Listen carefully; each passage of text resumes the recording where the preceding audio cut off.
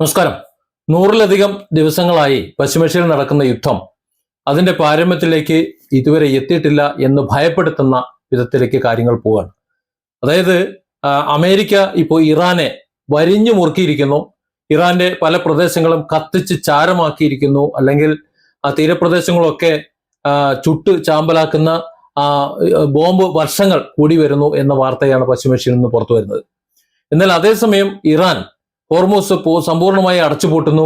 പശ്ചിമേഷ്യയിലെ അമേരിക്കൻ താവളങ്ങളുള്ള രാജ്യങ്ങളിലേക്ക്, മറ്റ് രാജ്യങ്ങളിലേക്ക്, അവരുടെ എണ്ണ സമ്പത്തിലേക്കൊക്കെ രൂക്ഷമായ അക്രമം വ്യാപിച്ചുകൊണ്ടിരിക്കുന്നു എന്നുകൂടി വാർത്തകൾ വരികയാണ്. അമേരിക്ക ഇറാന് നേരെ തുടർച്ചയായിട്ട് നടത്തുന്ന ശക്തമായിട്ടുള്ള സൈനിക ആക്രമണങ്ങൾ വെറും ഒരു പ്രാദേശിക തർക്കമല്ല, അതിലേക്കൊക്കെ അപ്പുറം ലോകരാജ്യങ്ങളെ ഒന്നാകെ ബാധിക്കുന്ന കടുത്ത സാമൂഹിക സാമ്പത്തിക ദുരന്തങ്ങളിലേക്കാണ് കൊണ്ടുചെന്ന് എത്തിക്കുന്നത്, വിരൽ ചൂണ്ടുന്നത് എന്ന നിലയിലേക്ക് കാര്യങ്ങളെത്തി.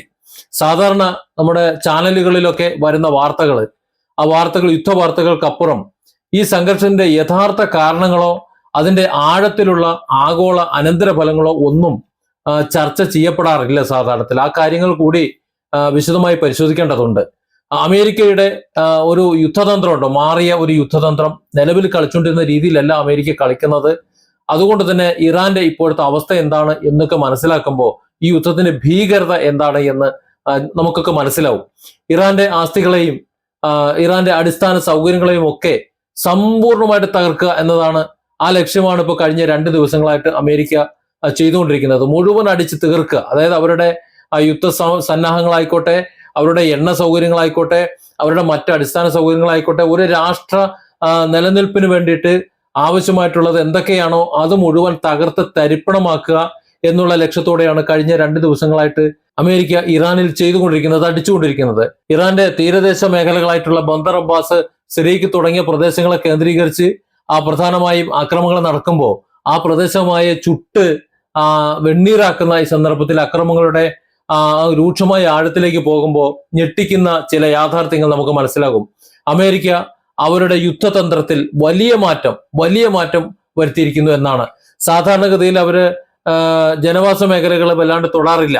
എന്നാൽ ഇപ്പോ ജനവാസ മേഖലകളെ ലക്ഷ്യമിട്ട് വളരെ ദുരന്തമുണ്ടാകുന്ന വിധത്തിൽ ഇറാനിയൻ ജനതയെ കൊന്നൊടുക്കുന്ന വിധത്തിലേക്ക് അമേരിക്ക യുദ്ധം വ്യാപിപ്പിച്ചിരിക്കുന്നു എന്ന് വേണം മനസ്സിലാക്കാൻ.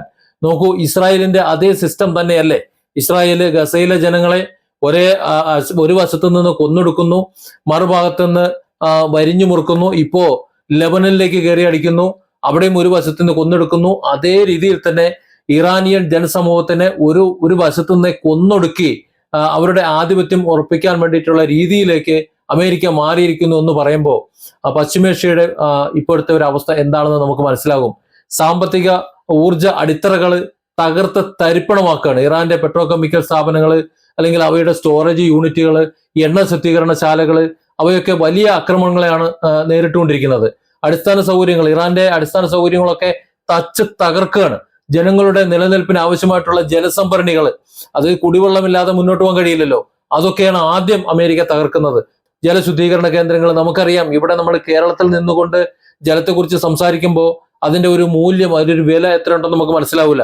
കടൽ വെള്ളം പോലും ശുദ്ധീകരിച്ചാണ് അവിടെ ജനങ്ങൾ ഉപയോഗിക്കുന്നത്, ജീവിക്കുന്നത് എന്ന് പറയുമ്പോൾ ആ ജലശുദ്ധീകരണ കേന്ദ്രങ്ങൾ വരെ തകർക്കപ്പെടുന്നുണ്ട് എന്ന് പറയുമ്പോൾ അവിടുത്തെ ജനജീവിതം എത്രത്തോളം ദുസ്സഹമാണ്, അല്ലെങ്കിൽ ജനജീവിതം പരമാവധി ദുസ്സഹമാക്കിക്കൊണ്ട് ജനങ്ങളെ ഭരണകൂടത്തിനെതിരെ തിരിക്കുക എന്നുള്ള ഒരു കുറുക്കൻ ബുദ്ധിയാണ് അമേരിക്ക പ്രയോഗിച്ചുകൊണ്ടിരിക്കുന്നത്.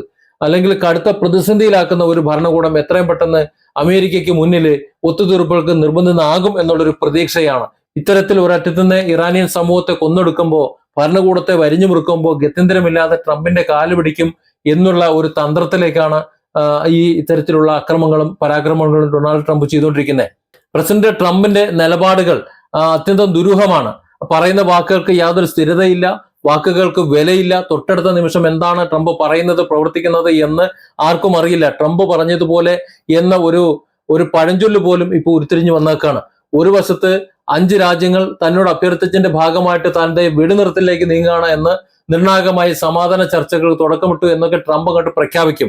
എന്നിട്ട് ഉടൻ തന്നെ സമാധാനം ഉണ്ടാകുന്ന പ്രത്യാശയും മറ്റുമെല്ലാം ലോകത്തിന് അങ്ങോട്ട് കൊടുക്കും. ഒരു 6-7 ദിവസം അങ്ങനെ വെടിനിർത്തൽ നിൽക്കുമെന്നും അത് കഴിയുമ്പോൾ ആ യുദ്ധം അവസാനിക്കും, എന്നേക്കുമായി ലോകം സമാധാനത്തിലേക്ക്, പശ്ചിമേഷ്യ സമാധാനത്തിലേക്ക് എത്തുമെന്നും ഈ ട്രംപ് അങ്ങോട്ട് അടിച്ചുവിടും. എന്നിട്ട് തൊട്ടടുത്ത ദിവസം തന്നെ ആ സമാധാനം തന്നെ കടയ്ക്കൽ കത്തിവെക്കുന്നത് നമുക്ക് കാണാനും കഴിയും. ഇതേ സമാധാന പ്രഖ്യാപനങ്ങളെ മറ പിടിച്ചുകൊണ്ട് തന്നെ പാരലായിട്ട് ഇറാനെ പൂർണ്ണമായി കത്തിച്ച് ചാമ്പലാക്കാനും തച്ച് തകർക്കാനുമുള്ള നീക്കങ്ങൾ ട്രംപ് മറുഭാഗത്ത് നടത്തിക്കൊണ്ടാണ് ഇത്തരത്തിലുള്ള തള്ളുവിടുന്നത് എന്ന് നമ്മൾ മനസ്സിലാക്കണം. ഇത് അന്താരാഷ്ട്ര യുദ്ധനീതിയുടെ പച്ചയായ ലംഘനം മാത്രമല്ല, ലോക രാജ്യങ്ങളെ ആകെ പറഞ്ഞു പറ്റിക്കുന്ന വലിയൊരു ചതിയുമാണ്. ആ ചതിയൊക്കെ കേട്ട് ആഹാ മനോഹരം എന്ന് പറയുന്നവർ കൂടി ഉണ്ട് ഈ ലോകത്ത് എന്ന് ചിന്തിക്കുമ്പോഴാണ് സങ്കടം തോന്നുന്നത്. ഇവിടെ ഇറാനെ സംബന്ധിച്ചിടത്തോളം ഹോർമുസ് കടലിടുക്കാണ് ഒരു തുറുപ്പുചീട്ട്. അമേരിക്കൻ ആക്രമണങ്ങളോടുള്ള ശക്തമായിട്ട് പ്രതികരണം എന്നോണം ഇറാൻ അവരുടെ ഏറ്റവും തന്ത്രപ്രധാനമായിട്ടുള്ള ഹോർമൂസ് കടലിടുക്ക് ഇപ്പോൾ പൂർണ്ണമായിട്ടും അടച്ചിട്ടിരിക്കുകയാണ്. മുമ്പ് തങ്ങളുമായി വലിയ പ്രശ്നമൊന്നുമില്ലാത്ത അല്ലെങ്കിൽ തങ്ങളോട് സഹകരിക്കുന്ന രാജ്യങ്ങളുടെ കപ്പലുകൾ അതുവഴി കടന്നു പോകാം, അല്ലെങ്കിൽ ഇന്ത്യ അടക്കമുള്ള കപ്പലുകളൊക്കെ അത്തരത്തിൽ പോയിട്ടുണ്ട്. അത്തരത്തിലുള്ള കപ്പലുകളെല്ലാം കടന്നു പോകാം എന്ന് പറഞ്ഞിരുന്നെങ്കിൽ ഇനി അത്തരത്തിലുള്ള ഒരു കപ്പലുകളും ഒരെണ്ണം പോലും കടന്നു പോകേണ്ട ആവശ്യമില്ല. അത്തരത്തിൽ ഏതെങ്കിലും കപ്പലുകൾ കടന്നു പോയി കഴിഞ്ഞാൽ അതിനെ ശത്രുരാജ്യത്തിനെ സഹായിക്കലാണ്, അല്ലെങ്കിൽ ശത്രുരാജ്യവുമായിട്ട് യോജിച്ച കപ്പലുകളാണ് എന്ന് മനസ്സിലാക്കി അതിനെ, അല്ലെങ്കിൽ അങ്ങനെ കരുതിക്കൊണ്ട് അതിനെ ആക്രമിക്കുമെന്ന് തന്നെയാണ് ഇറാൻ പറയുന്നത്. നമ്മൾ മനസ്സിലാക്കണം, അമേരിക്കയോടും ഇസ്രായേലിനോടൊന്നും ബന്ധമില്ലാത്ത കപ്പലുകൾ ഒരു കുഴപ്പമില്ലാതെ, ഒരു തടസ്സമില്ലാതെ ഒരു ഘട്ടത്തിൽ ഇറാൻ കടത്തി വിട്ടിരുന്നതാണ്. ഇപ്പോഴത്തെ കടുത്ത സാഹചര്യത്തിൽ ഒരൊറ്റ കപ്പലും കടന്നു പോകുന്നില്ല എന്ന് പറയുമ്പോൾ യുദ്ധത്തിന്റെ 12ാം ദിവസം നമ്മുടെ അടുപ്പ് അണഞ്ഞു പോയതുപോലെ ഗ്യാസ് ഉൾപ്പെടെയുള്ള അടിയന്തര സ്വഭാവത്തിലുള്ള വസ്തുക്കളുടെ ഇറക്കുമതിയെ ആശ്രയിക്കുന്ന ഇന്ത്യയെ പോലെയുള്ള രാജ്യങ്ങൾക്ക് വലിയ ഒരു തിരിച്ചടിയാകുമെന്ന കാര്യത്തിൽ യാതൊരു സംശയമില്ല. നയതന്ത്ര ബന്ധത്തിന്റെ അടിസ്ഥാനത്തിൽ ചരക്കുകൾ എത്തിക്കാമെന്നൊരു പ്രതീക്ഷ ഇനി വേണ്ട. കാരണം അത്തരത്തിലുള്ള എല്ലാ കാര്യങ്ങളും അമേരിക്ക അടച്ചുകൊണ്ടിരിക്കുക. കാരണം അമേരിക്കയെ സംബന്ധിച്ചിടത്തോളം, ട്രംപിനെ സംബന്ധിച്ചിടത്തോളം ഇന്ത്യ തകർന്നു കാണണമെന്ന് ആഗ്രഹിക്കുന്നുണ്ട്. കാര്യം ഇന്ത്യ മാത്രമാണ് ഈ മേഖലകളിൽ ട്രംപിന്റെ കാൽക്ക് ചെന്ന് തലകുമ്പിട്ട് വെച്ചു കൊടുക്കാത്ത ജനാധിപത്യ രാജ്യങ്ങളിൽ ഏറ്റവും മുമ്പൻ.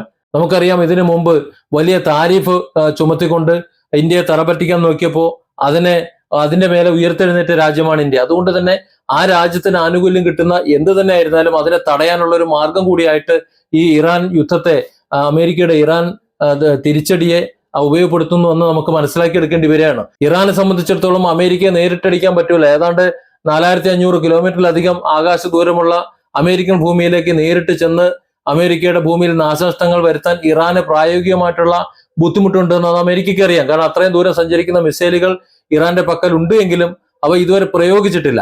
അതുകൊണ്ടാണ് തങ്ങളെ ആക്രമിക്കുന്ന, തങ്ങളെ മുറിവേൽപ്പിച്ചുകൊണ്ടിരിക്കുന്ന, തകർത്തുകൊണ്ടിരിക്കുന്ന, കത്തിച്ചുകൊണ്ടിരിക്കുന്ന അമേരിക്കയെ മുറിവേൽപ്പിക്കാൻ, അമേരിക്കയെ തകർക്കാൻ വേണ്ടി ഇറാൻ സ്വീകരിക്കുന്ന മാർഗം ഗൾഫ് മേഖലയിലെ അമേരിക്കൻ സൈനിക താവളങ്ങളെ തകർത്ത് നശിപ്പിക്കുക എന്നുള്ളതാണ്. പക്ഷെ അവിടെ ആ രാജ്യങ്ങളാണ് തകർക്കപ്പെടുന്നത് എന്നുകൂടി നമ്മൾ കാണേണ്ടതുണ്ട്. ബഹ്റൈനിലെയും കുവൈറ്റിലെയും ഉൾപ്പെടെ ഏതാണ്ട് 18ഓളം US സൈനിക കേന്ദ്രങ്ങൾക്ക് നേരെ വളരെ ശക്തമായിട്ടുള്ള ആക്രമണം നടത്തിയതായിട്ട് ഇറാന്റെ ഇസ്ലാമിക് റവല്യൂഷണറി ഗാർഡ് കോർപ്സ്, അത് IRGC കഴിഞ്ഞ ദിവസം വെളിപ്പെടുത്തിയിട്ടുണ്ട്. ഗൾഫ് രാജ്യങ്ങളിൽ നിന്ന് ഇതിന് ഔദ്യോഗിക സ്ഥിരീകരണം വന്നിട്ടില്ല എന്നുണ്ടെങ്കിലും യുദ്ധത്തിന്റെ പശ്ചാത്തലത്തിൽ ഇത് സംഭവിച്ചിട്ടുണ്ടാകാനാണ് സാധ്യത എന്നാണ് മനസ്സിലാക്കേണ്ടത്. ഇതിനു മുമ്പ് ഇറാന്റെ എണ്ണ ഊർജ്ജ കേന്ദ്രങ്ങൾക്ക് നേരെ ഇസ്രായേൽ ആക്രമണം നടത്തിയപ്പോൾ അതിന് പകരമായി കുവൈറ്റിലെയും സൗദി അറേബ്യയിലെയും സമാനമായ ഊർജ്ജ കേന്ദ്രങ്ങൾക്ക് നേരെ ഇറാൻ തിരിച്ചടിച്ചെന്നത് നമുക്ക് അറിയാം. നമ്മളത് കണ്ടതാണ്. ഇപ്പോൾ ഇറാന്റെ പെട്രോകെമിക്കൽ ശാലകളും എണ്ണ ശുദ്ധീകരണ കേന്ദ്രങ്ങളും ഒക്കെ അമേരിക്ക തകർക്കുമ്പോൾ ഇറാൻ അതിന്റെ പ്രതികാരം തീർക്കുക ഗൾഫ് മേഖലയിലെ മറ്റു രാജ്യങ്ങളുടെ ഊർജ്ജ സംഭരണശാലകൾക്ക് നേരെയായിരിക്കും എന്ന കാര്യത്തിൽ ഒരു തർക്കവും വേണ്ട. കാരണം അവരൊക്കെയാണ് അമേരിക്കയെ കൂട്ടുപിടിച്ചുകൊണ്ട്, അമേരിക്കയെ ചേർത്ത് പിടിച്ചുകൊണ്ട് ഇറാനെ നശിപ്പിക്കാൻ വേണ്ടി നിൽക്കുന്നത് എന്ന ഇറാന്റെ വാദം, അതിനൊരു മറുപടി പറയാൻ ആർക്കും ഒരുപക്ഷെ കഴിഞ്ഞുകൊള്ളണമെന്നില്ല. ഗൾഫ് മേഖലയിലെ എണ്ണ നിക്ഷേപങ്ങൾക്കോ എണ്ണ ശുദ്ധീകരണ ശാലകൾക്കോ തീപിടിക്കുകയോ ഏതെങ്കിലും തരത്തിലുള്ള നാശനഷ്ടങ്ങൾ ഉണ്ടാവുകയോ ചെയ്താൽ അത് അന്താരാഷ്ട്ര വിപണിയെ വൻ ദുരന്തത്തിലേക്ക് തള്ളിവിടുന്ന കാര്യത്തിൽ ഒരു സംശയം വേണ്ട. അത്തരം തകരാറുകൾ വളരെ പെട്ടെന്ന് തന്നെ പരിഹരിച്ച് കാര്യങ്ങൾ എത്രയും പെട്ടെന്ന് പൂർവ്വസ്ഥിതിയിലാക്കാൻ കഴിയുമെന്നുള്ളൊരു പ്രതീക്ഷയും വേണ്ട. അതിനു പക്ഷേ മാസങ്ങളോ ഒരുപക്ഷെ വർഷങ്ങളോ വേണ്ടി വന്നേക്കാം എന്നുള്ളതാണ് ഇന്നത്തെ ഗൾഫിലെ ഒരു അവസ്ഥ എന്ന് പറയുന്നത്. അത്രയും കാലം ആ ഒരു കടുത്ത സാമ്പത്തിക ബാധ്യത ലോകം ചുമക്കേണ്ടി വരും. അല്ലെങ്കിൽ അത്രത്തോളം വലിയ ഒരു പ്രതിസന്ധിയിലേക്കാണ് ലോകത്തെ അമേരിക്ക കൊണ്ടുചെന്ന് എത്തിക്കുന്നത്, അല്ലെങ്കിൽ അമേരിക്കയും ഇസ്രായേലും കൊണ്ടുചെന്ന് എത്തിക്കുന്നത് എന്ന് നമ്മൾ മനസ്സിലാക്കണം. പശ്ചിമേഷ്യയിലെ ഈ യുദ്ധം ഇതിനോടകം തന്നെ ലോകവ്യാപകമായിട്ട് എണ്ണവിലയിൽ വൻ വർധന വരുത്തിയിട്ടുണ്ട്. ഇന്ത്യയിൽ മാത്രം ഇതിനോടൊപ്പം കഴിഞ്ഞ 3 തവണകളായിട്ട് എണ്ണ വില വർദ്ധിപ്പിച്ച് നമുക്കറിയാം. വരും ദിവസങ്ങളിൽ ഇനിയും കൂട്ടി കൊണ്ടുപോകാനുള്ള സാധ്യത ഉണ്ട് എന്നാണ് നമുക്ക് മനസ്സിലാക്കേണ്ടത്. ഇന്ത്യയെ സംബന്ധിച്ചിടത്തോളം ഇന്ത്യ 90% എണ്ണയും ഇറക്കുമതി ചെയ്യുന്നതാണ് എന്നതുകൊണ്ട് തന്നെ രാജ്യത്തെ എണ്ണവില കയറ്റം രൂക്ഷമായ ആ വിലക്കയറ്റത്തിന് മറ്റു മേഖലകളിലെ നിത്യോപയോഗ സാധനങ്ങളുടെ വിലക്കയറ്റം, അതുപോലെ സാധാരണക്കാരുടെ ജീവിത പ്രതിസന്ധി അതൊക്കെ ഉണ്ടാകും. ജനങ്ങൾ പട്ടിണിയാകുന്ന ഒരവസ്ഥ പോലും ഉണ്ടായേക്കാം എന്നതാണ് ഇപ്പോഴത്തെ ഒരു സാഹചര്യം. ഒരു പ്രത്യേക മേഖലയുടെ മാത്രമൊന്നും പ്രശ്നമൊന്നുമല്ല ഇത്, മറിച്ച് ലോകവ്യാപകമായി സാമൂഹിക അന്തരീക്ഷത്തില് വലിയ രീതിയിലുള്ള ഒരു അരാജകത്വം ഉടലെടുക്കാനും ലോകക്രമം തന്നെ തകിടം മറിയാനും കാരണമാകുന്ന വിധത്തിലാണ് ഇപ്പോൾ കാര്യങ്ങൾ ഈ പശ്ചിമേഷ്യയിലെ യുദ്ധം കൊണ്ട് ചെന്ന് എത്തിക്കുന്നത്. ചില ആളുകൾ നമ്മുടെ ഇന്ത്യയിൽ, പ്രത്യേകിച്ച് നമ്മുടെ കേരളത്തിലൊക്കെ മതപരമായിട്ടും വർഗീയപരമായിട്ടുള്ള കാരണങ്ങളാൽ ട്രംപിനെയും ഇസ്രായേലിനുമൊക്കെ അല്ലെങ്കിൽ പ്രധാനമന്ത്രി ബെഞ്ചമിൻ നെതന്യാഹുവിനെയൊക്കെ വാഴ്ത്തുന്നുണ്ട്. എന്നാൽ യഥാർത്ഥ വസ്തുതകൾ മാധ്യമങ്ങൾ പോലും കൃത്യമായി ചർച്ച ചെയ്യുന്നില്ല. മാധ്യമങ്ങൾ പോലും ഈ മതത്തിന്റെയും മറ്റും കാര്യം പറഞ്ഞുകൊണ്ടാണ് അവർ ചർച്ചയിൽ ഫോക്കസ് ചെയ്ത് പോകുന്നത്. ഈ യുദ്ധത്തിന്റെ യഥാർത്ഥ കാരണങ്ങൾ എന്ന് പറഞ്ഞാൽ ഇറാൻ വളർന്നു വരുന്നതിലുള്ള ഒരു അസഹിഷ്ണുതയാണ് പ്രധാനമായിട്ട്. കാരണം ഈ കഴിഞ്ഞ ഇത്രയും ദിവസമായി യുദ്ധം ചെയ്യുന്നത് തന്നെ ഉദാഹരണമാണ്. പശ്ചിമേഷ്യയിൽ മറ്റേത് രാജ്യത്തെക്കാളും എത്ര കാലം വേണമെങ്കിലും യുദ്ധം നേർക്ക് നേർ നിന്ന് അടിക്കുകയാണെന്നുണ്ടെങ്കിൽ എത്ര കാലം അടിക്കാനും തക്കവണ്ണമുള്ള, ഒരിക്കലും യുദ്ധം ചെയ്ത് തോൽപ്പിക്കാൻ കഴിയാത്ത വിധത്തിലുള്ള സൈനിക ശേഷി ഇറാൻ നേടിയെടുത്തിട്ടുണ്ട്. അതുപോലെ ഓരോ മേഖലയിലും ഇറാൻ വളർന്നു വരുന്നതിലുള്ള അസഹിഷ്ണുതയും സ്വന്തം പേടിയും കാരണം ഇസ്രായേൽ അമേരിക്കയുടെ സഹായം തേടിക്കൊണ്ടിരിക്കുക. അതായത് ഇറാൻ ഒരുപക്ഷെ തങ്ങളെ അടിച്ചാലോ തങ്ങളെ തകർത്താലോ എന്നാണ് അവർ ഭയക്കുന്നത്. പക്ഷേ ഇസ്രായേൽ ഇറാനെ തല്ലിയാൽ മാത്രമാണ്, അല്ലെങ്കിൽ അവരുടെ ജീവിതത്തിലേക്ക്, അവരുടെ ജീവനിലേക്ക്, അവരുടെ രാജ്യത്തിലേക്ക് കടന്നു കയറിയാൽ മാത്രമാണ് അവർ വരുന്നത് എന്നത് അവർ ചിന്തിക്കുന്നില്ല. അവർക്കാകട്ടെ മറ്റുള്ളവരുടെ മേൽ കുതിര കയറാതെ പറ്റുകയുമില്ല. അവരുടെ വിശാല രാജ്യം, അവരുടെ വിശാല ഒരു ഏരിയ എന്നത് അവരുടെ സങ്കല്പമായിരുന്നുകൊണ്ട് അതിൽ ഇറാന്റെ ഭാഗങ്ങൾ ഉൾപ്പെടുന്നത് കൊണ്ട് ഇറാനെ എതിരെ അവർക്ക് യുദ്ധം നയിക്കാതിരിക്കാൻ പറ്റുകയുമില്ല. അതേസമയം ഇറാന് തൊട്ട് കഴിഞ്ഞാൽ ഇറാനെ തിരിച്ചടിക്കുകയും ചെയ്യും. അതുകൊണ്ട് തന്നെ ഇസ്രായേലിനെ സംബന്ധിച്ചിടത്തോളം ഇറാൻ വളർന്നു വരുന്നത് കുറച്ച് ബുദ്ധിമുട്ടാണ്. അതുപോലെ തന്നെയാണ് അമേരിക്കയുടെ ലാഭക്കണ്ണുകൾ. മുമ്പ് വെനസ്വേലയിൽ നടത്തിയതുപോലെയുള്ള അധിനിവേശ അട്ടിമറി ഇറാനിൽ നടത്താം, അല്ലെങ്കിൽ അത്തരത്തിലുള്ള തന്ത്രങ്ങളാണ് സ്വന്തം ലാഭത്തിന് വേണ്ടി അമേരിക്ക ഇവിടെയും പ്ലാൻ ചെയ്തത്. പക്ഷെ വെനസ്വേലയല്ല ഇറാൻ എന്ന് പിന്നീട് മനസ്സിലായി. ബോംബ്, വെടിയുണ്ടകൾ ഇതൊക്കെ സഹിച്ചു കഴിയുന്ന പാലസ്തീനിലെ പാവം ജനങ്ങളെ പോലെയല്ല ഇറാനികൾ എന്ന് ട്രംപിന് വൈകാതെ തന്നെ മനസ്സിലായി. ഇറാനെ സംബന്ധിച്ചിടത്തോളം അവർ ശക്തമായി തിരിച്ചടിക്കാൻ കെൽപ്പുള്ളവരാ. ഞങ്ങൾ അമേരിക്കയ്ക്ക് മുന്നിൽ തലകുനിക്കില്ല, ഒരു വിട്ടുവീഴ്ചയ്ക്കും തയ്യാറില്ല എന്ന് ഇറാനും IRGCയും തീർത്തു പറഞ്ഞിട്ടുള്ളത്, പലതവണ തീർത്തു പറഞ്ഞതിനുള്ള ഉദാഹരണങ്ങളാണ്. അതുകൊണ്ടാണ് ഈ യുദ്ധത്തിൽ ട്രംപ് പരാജയപ്പെട്ട് അല്ലെങ്കിൽ ഉദ്ദേശിച്ച രീതിയിൽ വിജയിക്കാൻ കഴിയാതെ നിൽക്കുന്നതും അന്താരാഷ്ട്ര തലത്തില് ട്രംപ് ഒറ്റപ്പെട്ടു പോകുന്ന ഒരു സാഹചര്യം വരുന്നതും. ഇതുവരെയുള്ള രീതി അല്ലല്ലോ ഇപ്പൊ ട്രംപിനുള്ളത്. ശക്തമായി തിരിച്ചടിക്കാൻ ഇറാൻ തയ്യാറായതോടെ അമേരിക്കൻ ട്രംപും അന്താരാഷ്ട്ര തലത്തില് നാണം കെട്ടിരിക്കുകയാണ്. ഒമാൻ കടലിടുക്കിൽ നിന്ന് അമേരിക്കൻ കപ്പലുകൾക്ക് ഇറാന്റെ ആക്രമണം ഭയന്നിട്ട് പിന്മാറേണ്ടി വന്നിട്ടുണ്ട്. അതുപോലെ അപ്പാച്ചെ ഹെലികോപ്റ്റർ വെടിവെച്ചിട്ടത് അത് ഹോർമോസിലെ തകർന്നു വീണത്. അമേരിക്കയുടെ ഏറ്റവും പ്രസ്റ്റീജിയസ് യുദ്ധ ഹെലികോപ്റ്റർ ആയിട്ടുള്ള അപ്പാച്ചെ തകർന്നു വീഴുക എന്ന് പറഞ്ഞാൽ അമേരിക്കയ്ക്ക് ഇതിൽ പരം നാണക്കേട് വേറെ വരാനില്ല. റഷ്യ, ചൈന തുടങ്ങിയ വൻ ശക്തികൾ അമേരിക്കയുടെ ഈ യുദ്ധക്കൊതിയെ ശക്തമായി അപലപിച്ച് ഇതിനോടകം തന്നെ രംഗത്ത് വന്നിട്ടുണ്ട്. കാരണം അവർക്കും എണ്ണ വാങ്ങുന്നത് ഗൾഫ് മേഖലയിൽ നിന്ന് തന്നെയാണ്. ഗൾഫ് രാജ്യങ്ങൾ ഉടനടി യുദ്ധം അവസാനിപ്പിക്കണമെന്ന് അവരും നിലപാടെടുത്തിട്ടുണ്ട്. കാരണം അമേരിക്ക ഇമാതിരിയുള്ള തെമ്മാടിത്തരങ്ങൾ കാണിക്കുമ്പോൾ തകർന്നു വീഴുന്നത് അവരുടെ എണ്ണപ്പാടങ്ങളും അവരുടെ പദ്ധതികളുമാണ്. സ്വന്തം രാജ്യത്തിനകത്തു നിന്നും അന്താരാഷ്ട്ര തലത്തിൽ നിന്നും കടുത്ത വെല്ലുവിളികൾ നേരിടുന്ന ട്രംപ് ഇപ്പോൾ തീർത്തും ഒറ്റപ്പെടുന്ന ഒരു സാഹചര്യമുണ്ട്. ഇറാന്റെ ചില ഉന്നത നേതാക്കള് തന്നെ ഫോണിൽ വിളിച്ച് യുദ്ധം നിർത്താൻ അഭ്യർത്ഥിച്ചു എന്ന് ട്രംപ് നുണ പറഞ്ഞപ്പോ ഞങ്ങൾ അങ്ങനെ ഒരു വിട്ടുവീഴ്ചയ്ക്കും തയ്യാറായിട്ടില്ല, ട്രംപിനെ ഞങ്ങൾ അങ്ങനെ വിളിച്ചിട്ടുമില്ല, ട്രംപ് വെറുതെ പുളിവടിക്കുകയാണെന്ന് ഇറാൻ ഔദ്യോഗികമായിട്ട് മറുപടി നൽകിയത് നമുക്ക് എല്ലാവർക്കും അറിയാം. ചില കപ്പലുകൾക്ക് കടന്നു പോകാൻ വേണ്ടിയാണ് താൻ യുദ്ധം ചെയ്യുന്നത് എന്നാണ് പിന്നീട് ട്രംപ് അവകാശപ്പെട്ടത്.